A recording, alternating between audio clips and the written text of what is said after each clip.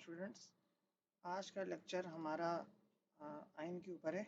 आइन में जो अमेंडमेंट्स हुई हैं, तरामीम हुई हैं, अगर हम सिलेबस में देखें तो हमारा बाब सोम है और इसका चौथा नंबर पॉइंट है 1973 के आइन की मुअत्तली, तरामीम और अदलिया का किरदार। कि 73 का आइन किन किन अदवार में मुअत्तल रहा, इसमें कितनी तरामीम हुई हैं और अदलिया का किरदार क्या है। हमारा चैप्टर 3 का लास्ट पार्ट है ये।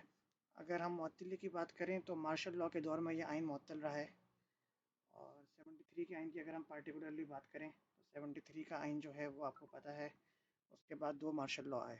एक ज़िया उल हक का मार्शल लॉ था और एक मुशर्रफ का था। तो इन दो टाइम में आइन मुअत्तल रहा है। इसके अलावा पुराने आइन का हम जिक्र नहीं करेंगे क्योंकि 73 के आइन की बात कही है। मुशर्रफ के दौर में भी जो आइन है वो टेम्परेरी पीरियड के लिए रहा है, जब इमरजेंसी नाफिज हुई थी, फिर बहाल कर दिया गया था और उसमें 17वीं अमेंडमेंट लाई गई थी।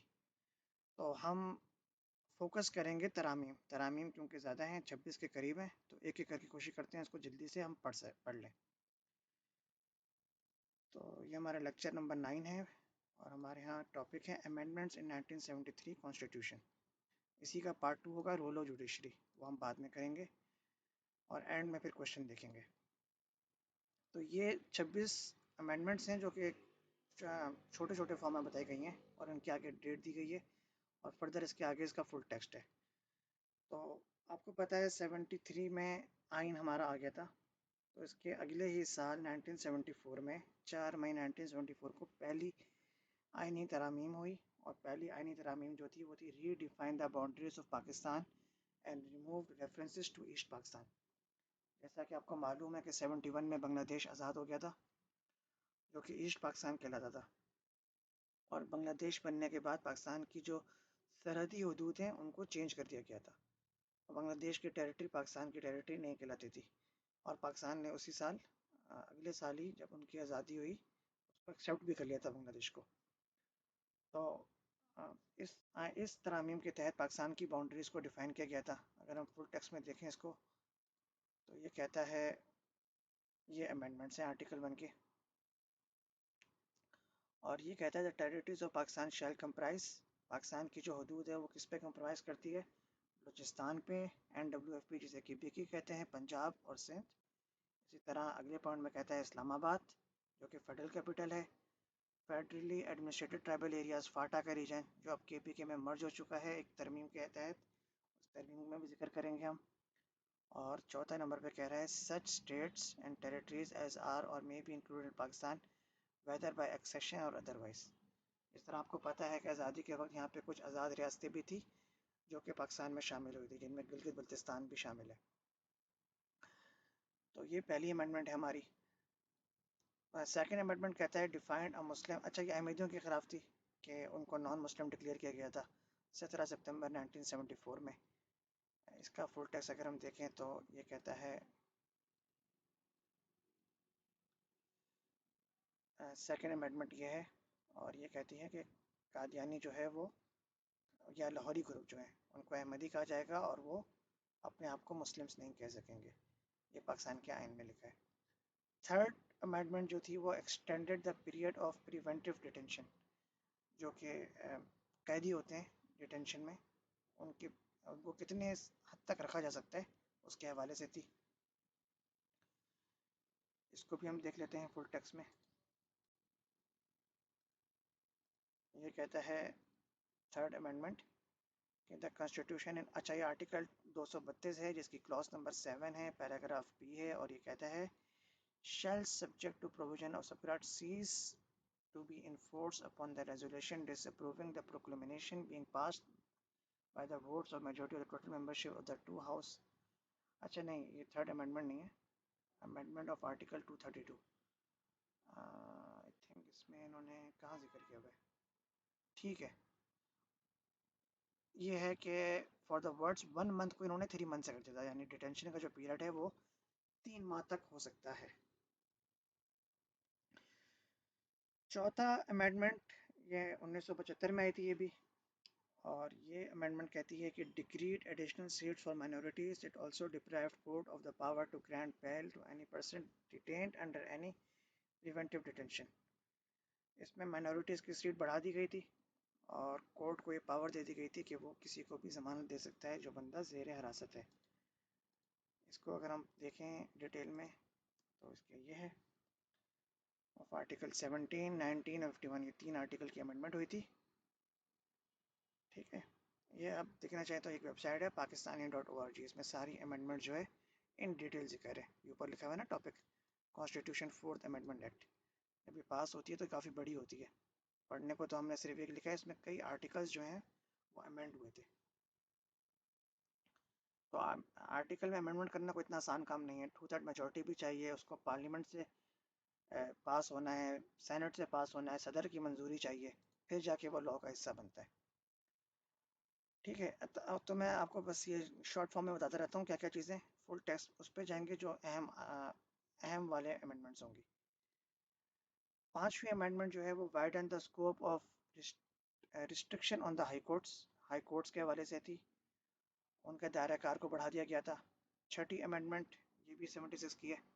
74 में 2 अमेंडमेंट थी, 75 में भी 2 थी, फिर 76 में भी 2 अमेंडमेंट थी और 77 में 7 अमेंडमेंट, यानी 4 साल में 7 अमेंडमेंट्स आ गई थी।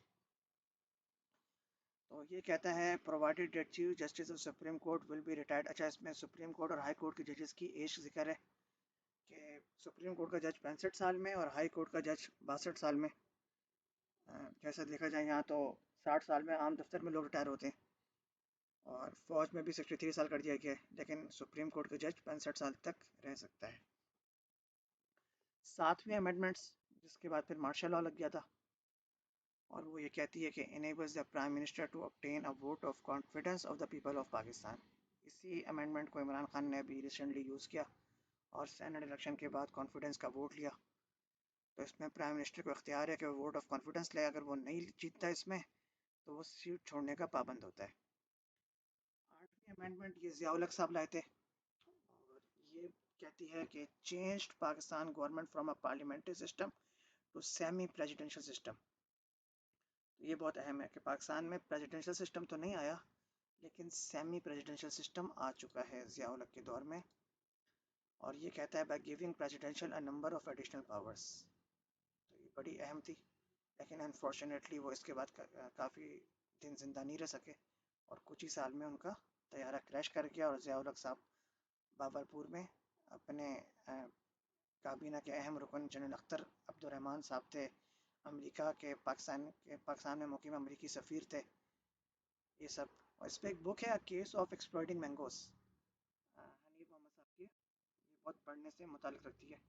इसमें उन्होंने एक पूरा विजुलाइज किया है कि उसमें तैयारा हादसे का शिकार क्यों हुआ था भावलपुर के पास।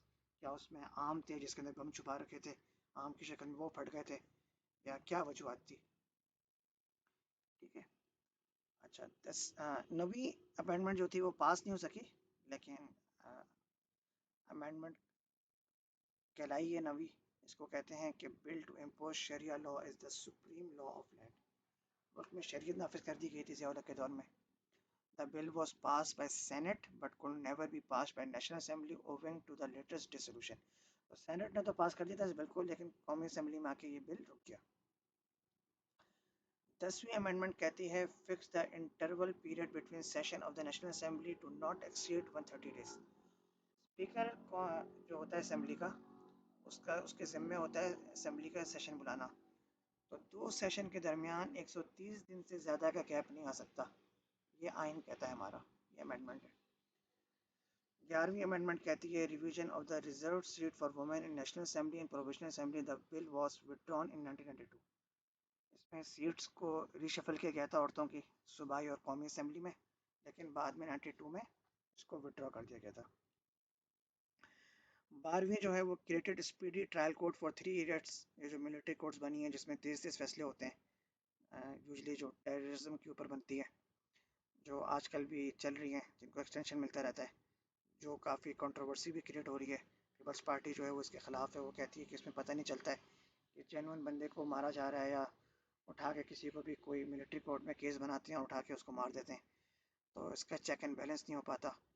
ठीक है, तो क्योंकि वो उसमें इनका मौक़िफ़ ये है कि हम कोर्ट में कैसे पेश करें, कोर्ट गवाह मांगती है और ये ऐसी जगहों से पकड़े जाते हैं जहाँ पे सिर्फ फ़ौज को एक्सेस होता है। तो दोनों राय इसमें बहरहाल डिबेटेबल है, होना चाहिए नहीं होना चाहिए।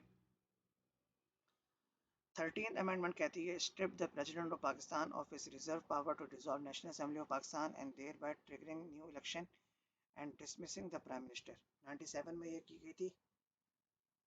प्रेसिडेंट को ये पावर थी कि वो नेशनल असेंबली को ऑफिस रिजर्व पावर, अच्छा प्रेसिडेंट ने 2 बार जो है वो हुकूमत ख़त्म कराई थी। आपको पता है जो है गुलाम इसाक खान ने बेनज़ीर की, इसी तरह नवाज शरीफ की हुकूमत भी, और लगारी साहब ने भी बेनज़ीर की हुकूमत ख़त्म कराई थी। तो प्रेसिडेंट से ही पावर ले ली गई। 97 में गालबन नवाज शरीफ साहब की हुकूमत थी, तो उन्होंने आते ही इस लॉ को पास कराया और प्रेसिडेंट से पावर छीन ली कि वो असम्बलियाँ तहलील कर सके। रफ़ीक तारड़ साहब उस वक्त प्रेसिडेंट थे। 14th अमेंडमेंट जो थी वो कहती है कि allowed member of parliament to dismissed if they defect, कि पार्लियामेंट के मेंबर को डिसमिस किया जाता है अगर उनमें कोई बात कोई ऐसी कोई उनके खिलाफ कोई मिसकंडक्ट मालूम हो जाए। 15 जो थी वो थी bill to impose sharia law as supreme law of land was never pass. 98 में भी कोशिश की गई शरीयत लॉ लाने की, लेकिन ये पास नहीं हो सका। तो ये कुल 26 अमेंडमेंट में 3 अमेंडमेंट ऐसी हैं जो कि पास नहीं हुई। ये रेड कलर में लिखी हुई है ना, नॉट पास, तो इनको भी याद कर लेगा। 16वीं अमेंडमेंट कहती है increase the term appointment for quota system as per 1973 constitution from 20 to 40 years.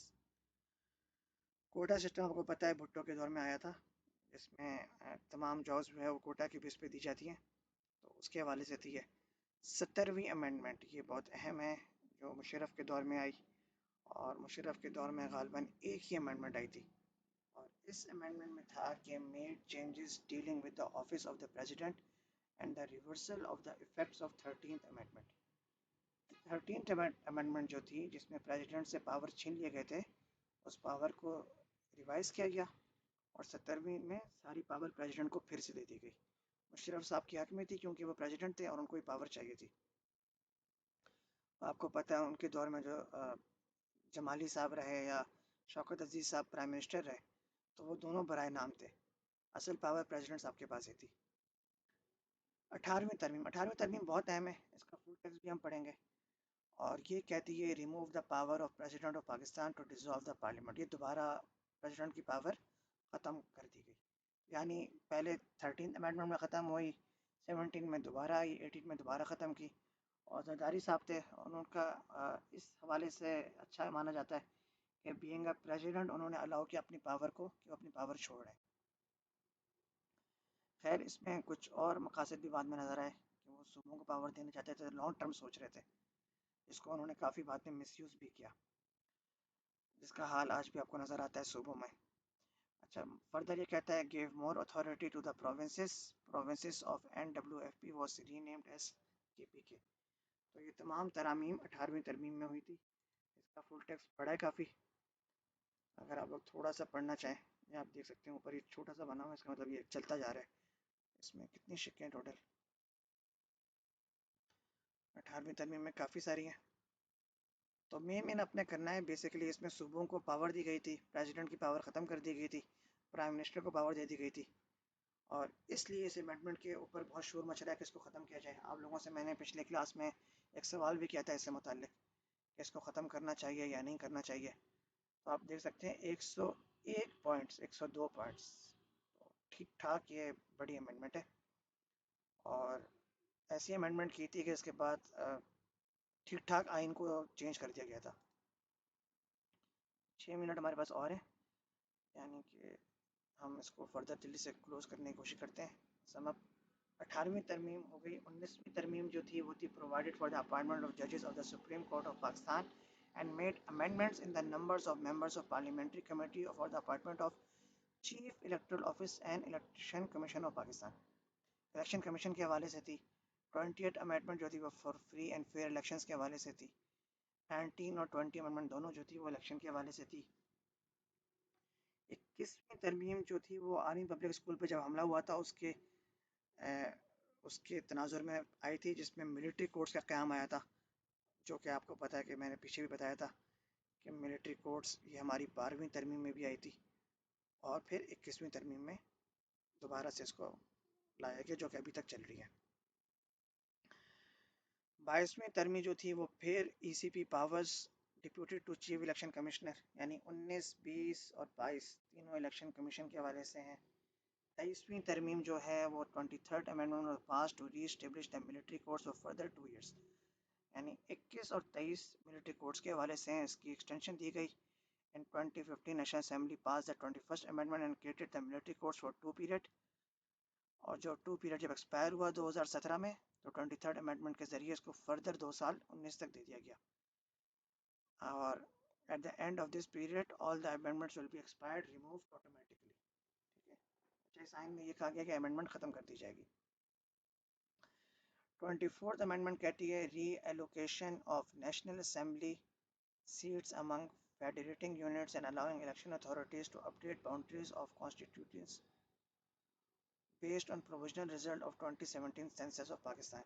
तो इसमें हल्का बंदी की गई थी नहीं, आपको पता है कि मुल्क में मरदमशुमारी की गई थी 2017 में, इसका आजकल आप बैनर भी देखते हैं कराची का कि आबादी हमारी 1.5 करोड़ नहीं 3 करोड़ है। ख़ासतौर पे जमात इस्लामी वालों ने बहुत जगह बैनर लगाए हुए हैं, खैर शोर तो उसमें सभी मचा रहे हैं। तो इसमें नई हल्का बंदियाँ हुई थी उसके तनासुब में। इसके बाद 25वीं और 26 अमेंडमेंट जो है वो मौजूदा हुकूमत लेकर आई थी, जो कि बल्कि 25वीं अमेंडमेंट भी नवाज शरीफ के दौर में आ गई थी। 26वीं अमेंडमेंट जो है वो PTI की हुकूमत में आई है, क्योंकि अगस्त 2018 में इमरान खान ने हलफ लिया है। तो 25वीं अमेंडमेंट कहती है कि फाटा को KPK में मर्ज कर दिया गया है, और 26वीं अमेंडमेंट कहती है the seats of tribal district national. हाँ, इसमें ये कह रहा है कि इसकी जो सीटें हैं 12 वो रहेंगी, और KPK की जो सीट है वो इंक्रीज हो जाएंगी 16 से 24, यानी उनको मर्ज कर दिया जाएगा। तो बेसिकली फाटा को मर्ज किया तो फाटा की सीटें KPK को सीट ज़्यादा मिल गई ऑटोमेटिक। तो ये है हमारी अमेंडमेंट्स। इसमें आप लोग को सबसे दिलचस्प तो 18वीं लगनी चाहिए, वही ख़बरों में पढ़ने से मुताल्लिक भी वही रखती है। बाकी आज का सवाल हम देख लेते हैं क्या है। सवाल हमारा है, हाँ, एक अमेंडमेंट जो बहुत ज़ोर दिया जा रहा है, जिसका इमरान खान ने वादा भी किया था कि वो इक़्तिदार में आएंगे तो ये काम ज़रूर करेंगे, जिसके लिए उन्होंने साउथ पंजाब से काफ़ी MNAs को भी लिया था।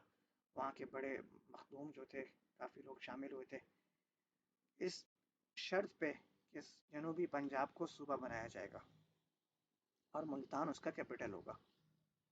तो आप लोग क्या समझते हैं कि साउथ पंजाब सूबा बनना चाहिए, सराइकी सूबा?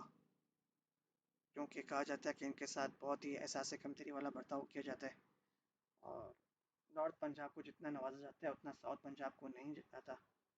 तो आप लोग क्या कहते हैं कि साउथ पंजाब को क्या ये सूबा बनना चाहिए? क्या इसके फ़ायदे होंगे? ये मुल्क की मफाद में है या मुल्क के ख़िलाफ़ है, या नहीं बनना चाहिए? तो ये आप कमेंट सेक्शन में करें। बाकी जो पार्ट B है उसमें हम जुडिशरी का रोल स्टडी करेंगे, तो कमेंट करें।